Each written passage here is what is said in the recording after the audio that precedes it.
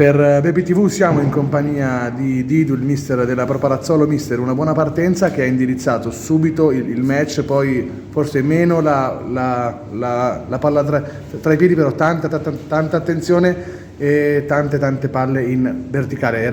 Era questo il piano che aveva preparato per il match?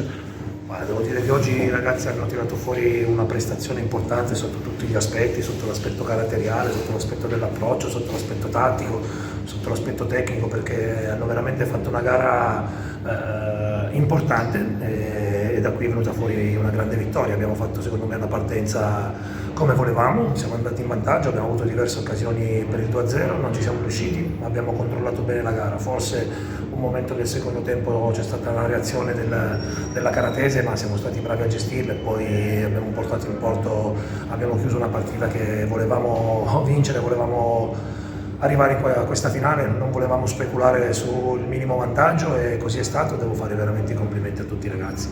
Ultima domanda, mister: come si prepara una partita del genere, dove ha trovato la chiave anche e dopo l'obiettivo venuto meno alla 36esima giornata?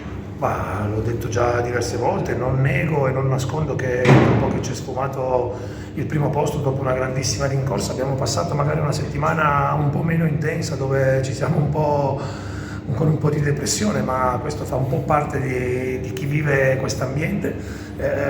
Siamo stati bravi, sono stati molto bravi i ragazzi a reagire alla penultima giornata contro il Breno in casa, meno male che eravamo davanti al nostro pubblico, davanti ai nostri tifosi, abbiamo fatto una grande partita e da lì poi ho cercato di lavorare sulla testa, facendo capire che è vero che era sfumato un grande obiettivo, ma ero orgoglioso di questa squadra e avevamo un obiettivo talmente importante che era quello di chiudere secondi per giocarci i playoff davanti al nostro pubblico, e così hanno fatto. E poi credo che poi inizia un altro torneo che due partite dove non c'è vantaggio, non c'è nulla, si deve azzerare tutto. Oggi siamo stati bravi a farlo e dovremmo rifarlo domenica contro il Desenzano. Grazie mille mister, buona serata. Grazie a voi.